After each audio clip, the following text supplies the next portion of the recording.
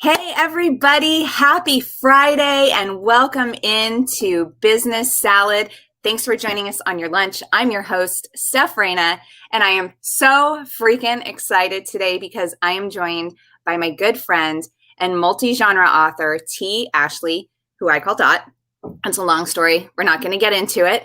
But Dot, how are you today? I'm good. How are you? Good, good. I'm so glad you're here. Finally, this woman is so busy, everybody. It took me months to get her on the schedule, and I'm so excited. Okay, so why don't you tell everybody just a little bit about yourself? Okay, well, I am 36. I live in Connecticut. I was born and raised in Connecticut. I went to Belmont University where I discovered my super duper love of playwriting. Um, I have three small children. Well, I guess they're small. I have a cat. I don't like cats, but I have a cat. I was gonna. And Um, and I guess that's it. I don't know. What else would you like to know? That's you in a nutshell. No, that's perfect. I mean, you nailed it. So now you mentioned the three small kids. So you're a mom to multiple children. Mhm. You have a full-time gig, right? And you write. And that I do. sounds ridiculously stressful.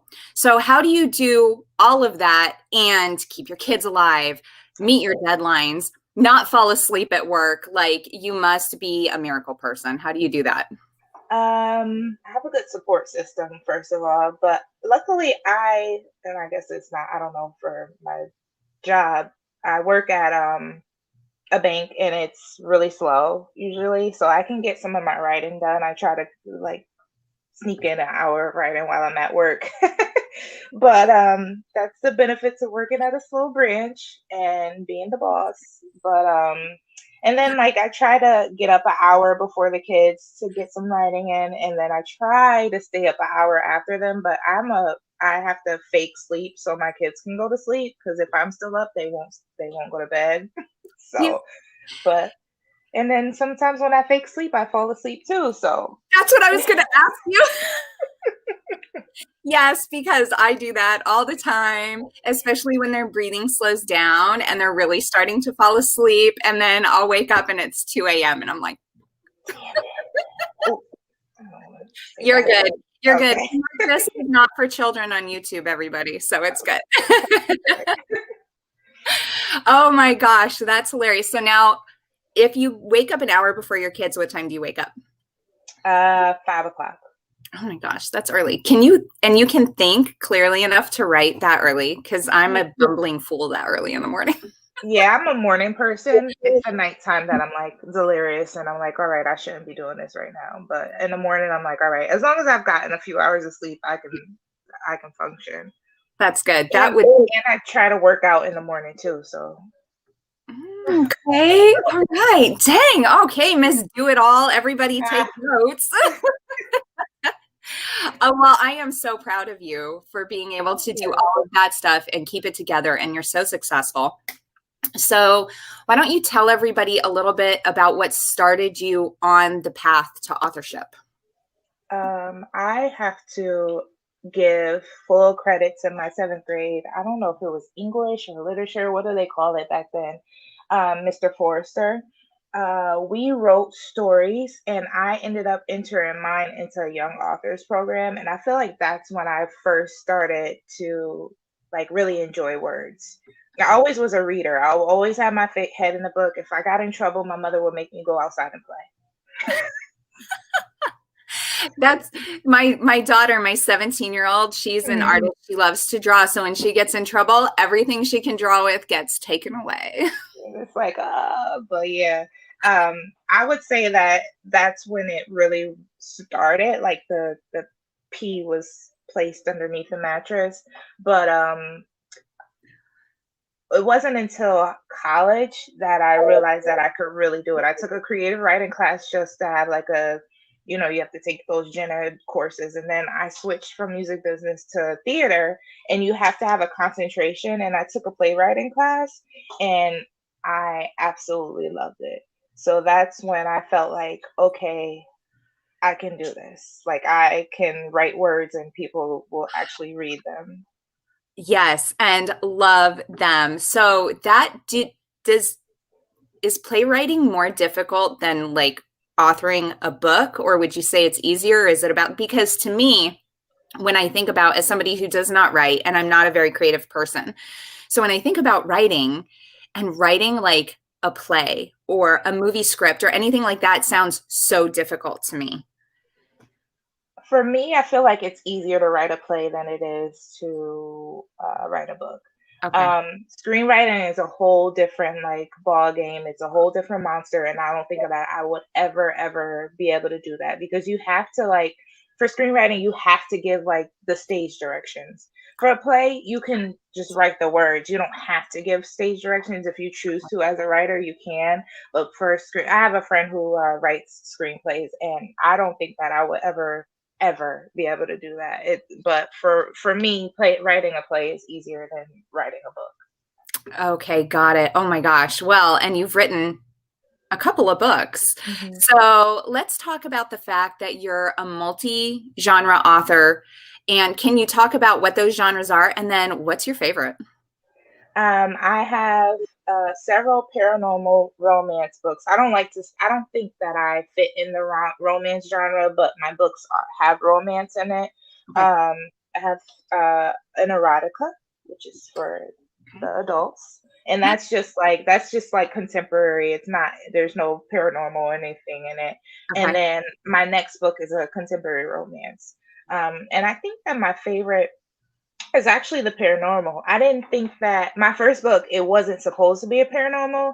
And the way that my publisher at the time and we were discussing it, she was like, wait, are they wolves? And I was like, no. And then I started thinking and I was like, wait, they could be. And then it just like turned into this whole different thing. And I was like, I actually like this. I actually like writing like stuff that wouldn't exist in the real world. Like I really enjoy that. So I think that paranormal is my favorite genre. That's cool. And I definitely see that because of just how creative you are. And you can really take that to the next level without having to worry about, authenticity or anything like that. No historical retrospects. It's just like, bam, this is what it is. Here's this Yeah, craziness. That's so cool. Oh my gosh. Okay. So you said you have an upcoming book. Is that what you just said? I did. Yeah. Oh my gosh. Okay, I'm going to ask you about that in a little bit if I Okay. can. Yeah, Okay. Okay. definitely. All right. So now tell us a little bit about those books you've written. And I know that you just talked about what your favorite genre is, but, or even, oh my gosh, even if it's like something that you wrote but was never published or anything like that you got. Do you have Yeah. anything that's been sitting around that you didn't get published? Yeah, it's not done yet though because I have so many ideas in my head that I started writing one book and it's paranormal. I guess you could say that she has this type of power that's going to be revealed in the book. And it's sitting there and I'm really excited about it, but there's other things that are more important to get out first. So she has to take the back burner a little bit. But that's how I have all these ideas and I'm not a plotter, so I don't have them specifically written down, but that book has been started. So Got it. So you don't have like a giant idea notebook where you're mm, just like writing all this. I envision you waking up after you accidentally fall asleep when you put your kids to bed and being like, "Oh my gosh, I have this great idea." And then writing it down. So you're just like me and you don't do that and you're like, "What mm-mm. was I dreaming about?" Okay. Yeah, I should. Sometimes I'll pull out my notes on my phone and write like specific things down, like because most of my books have come to me in dreams. So if it's something that I like a certain like quote that I need to have in the book, then I'll write that down. But nothing is like really planned out or written down like that. Okay. I was curious where you got your inspiration from. So you say a lot of it comes from dreams. And I don't know if it's necessarily if I'm actually asleep or if I'm like laying there thinking about it, but I feel like for my at least my first book, a lot of it came while I was sleeping. So I always say it happens in my dreams. Yeah. Yeah. Oh my gosh. Well, you do have that creative mind. I had a dream the other night that I was like in this. Have you ever played like the Call of Duty games? Oh, I've never played them. But you've They've seen been, them. yeah, Okay. yeah. So it was like that, but we were in like some mission training. I don't know what was happening. And then I woke up, fell back asleep, fell into the same dream. And then we were on the mission, but we were like flying and shooting. It was so fun. It was the best. I woke up and I'm like, yes, that was a great dream. See, Oh my that's not I'm really into dreams, but that's not normal. People don't usually wake up and go back into the same dream. That's I really don't normally yeah, do that, but it did happen that night. So that's apparently my brain cool. is like, we're really enjoying this. Let's go back to that. Oh my gosh. So now what does it take to get published? And you can talk about the writing process, finding a publisher, meeting demands, whatever, but what I know it's so much work. What does it take to go from just writing that book, get it published? Now I'm a self-published author. So Cool. what that means is I pay for everything. Some people can't, and that's a privilege. Like some people can't afford to pay for an editor, so they have their friends do it or they do it themselves, and it's not necessarily bad, but being able to pay for an editor is a privilege, and that's been like the talk of book talk a lot lately. And being able to hire a cover designer or a formatter or having a software on your computer that can format for you, to even have a computer to do it is it's all a privilege. Mhm. And it's not as hard as it seems, like to self-publish. If you have a KDP, if you publish through Amazon, it's completely easy. But Okay. being able to afford all that is a privilege, and I can't stress that enough. Prior to this, I was with an independent publisher. It was just a girl that I knew on Facebook, and she decided that she wanted to make a publishing company. Okay. And it wasn't necessarily the wrong decision for me, but it wasn't the right one. Um, and I ended up getting the rights back to the books that I published through them. I got them re-edited and I recovered them. And but I always say to people to just give it a try. Just try it out. You never know what you're gonna get if you don't try it. But it's really simple to self-publish. Would I love to be published through one of the big publishing houses? Sure, who wouldn't? But I do enjoy being a self-publisher because I can make my own choices. Right. I don't have to have this certain cover or name this book this, or I have complete total control, if that answered your question. That did answer my question. And I didn't even realize that. And I think I remember when you were talking about getting the rights back to the books that you had published through the other party. Was that difficult?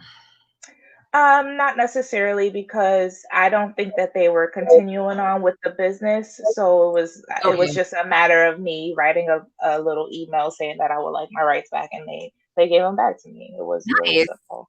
Yeah. That's I, good. Oh, yeah, there's still one book out there that they have the rights for. It's like an anthology, and I know people are buying them because they told me they read the story. So I don't really know what's going on with that, but that's just a whole nother monster to deal with. you and I will revisit that Yeah. in the back.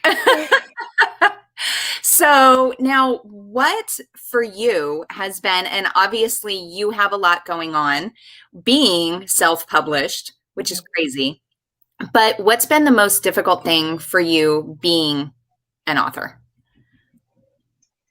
I forget to market myself. And that's in marketing is the only way that you're gonna sell books. And I'm the type of person, I feel like I don't want to keep like pushing things. People know that I write books, like they're gonna buy it. Like if they want to buy it, that's the type of mentality that I have, and I shouldn't be that way because I probably would sell more books if I pushed myself a little bit more. But I'm not in it to really make money. It'd be nice to make money. It'd be nice to be on a bestsellers list, but I'm doing it because it's what I love to Yeah, do. that's good. But I feel like the most difficult thing is that I don't market well enough. That's generally what happens. And the most successful people, Dot, are the people who are so passionate about what they do. So, but I can understand, if your background, if your foundation is not in sales, pushing that aspect can be very difficult. And I think that if that was your foundation, you wouldn't be the author that you are. So your strengths are definitely in the right spot. And maybe it just comes down to finding somebody who can help you with that. So, hey, internet world, I'm talking to you. So maybe we can find somebody to take care of that for you. Please. So now, okay, so we've talked about the most difficult thing. What's the coolest thing that has come from all of this? I feel like the relationships and the friendships that I've made, like with other authors, and like I mean, there's always the drama going on, but there's like, and that can happen in anything, but there have been like a core group of people that I have, even like readers, they didn't even have to be authors, like people that I've just met along the journey whose has been, because I'm not shy per se, but I'm not the type of person that just go out and talk to anybody. But so this has like opened a lot of doors and a lot of friendships for me. So that's like the most exciting part for me. And that's beautiful and amazing. And that's, I think, the best thing that could come from it. So, relationships. And in those relationships, we're going to get Dot published by a major publishing house if she wants to and make her boatloads of money. Right. So, now we talked about waking up at 2 a.m. after we've fallen asleep or whatever the case may be. But do you ever have those moments after you've published a book with like a different idea that you wish you had incorporated, like the way that I wake up thinking about an argument that I had 3 days ago and shit I wish I'd said during that argument? But do you do that for like books where you're like, damn, I should have put that in there. I should have ended it that way. I definitely, especially with my last release, like even like I try not to read reviews, but it's hard not to.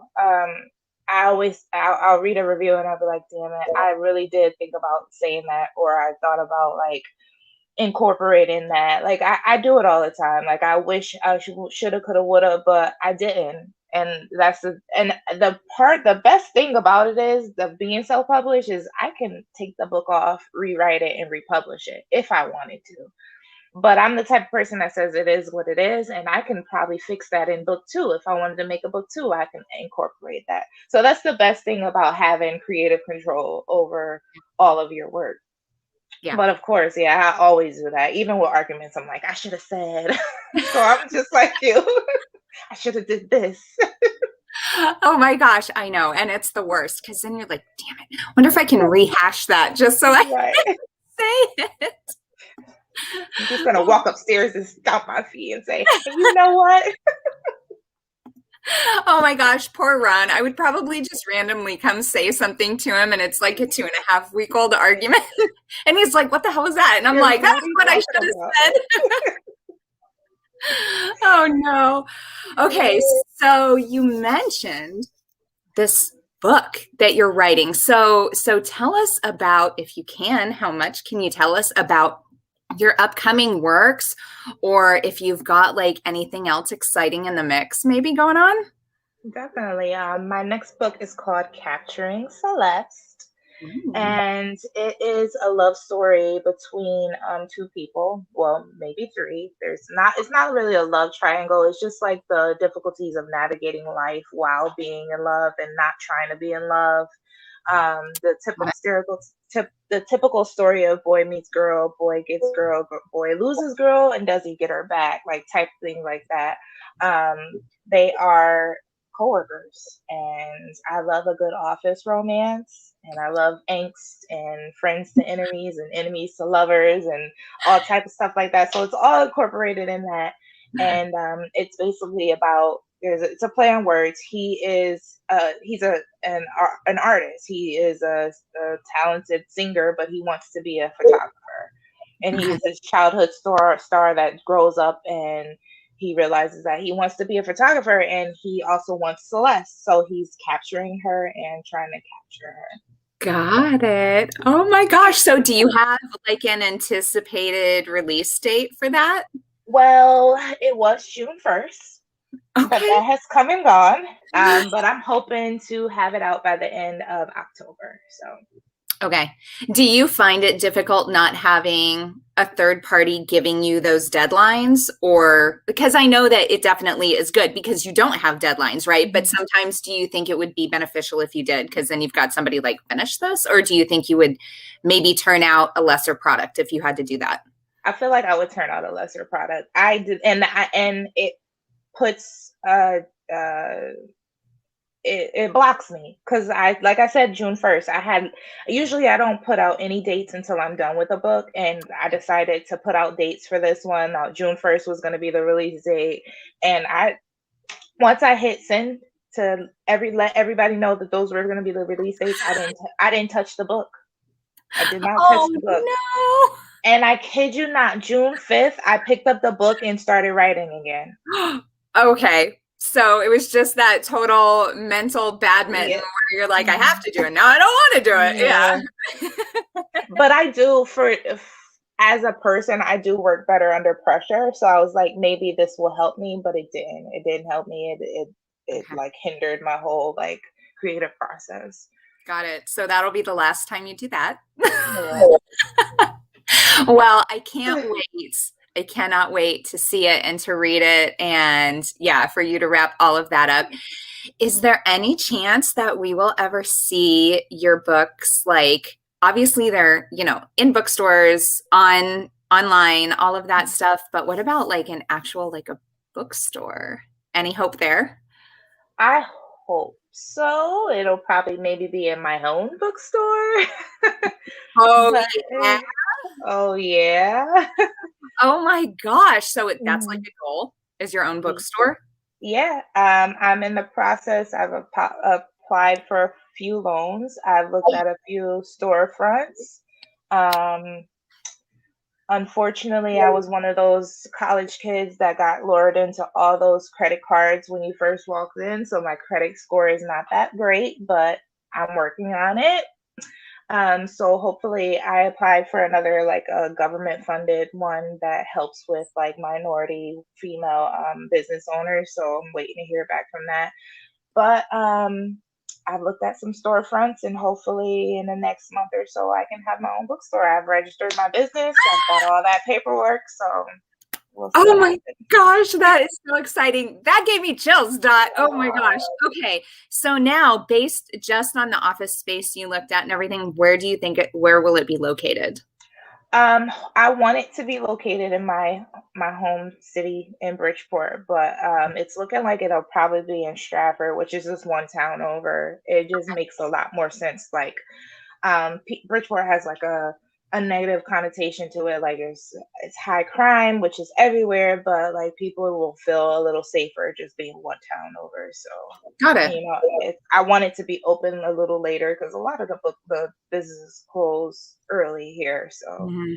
um, it'll be and then I work till 5 o'clock, and I'll look for a cafe to write at, and they all close at 4, and I'm like, I can't get to that. So I want something to be open where people can come after work and Right. utilize it. So Yeah, and maybe, on a date night after they put the kids to bed or yeah. whatever the babysitter can get there. Yeah, I love that. Oh my gosh, I'm so excited for that. I'm so excited for all of the things that you have going on. Oh, okay. So now I know that you've given a few suggestions throughout the interview of maybe what you woulda, coulda, shoulda done or whatever. But if somebody is looking to become a published author or maybe even looking just into getting into the writing space professionally, do you have any advice for them?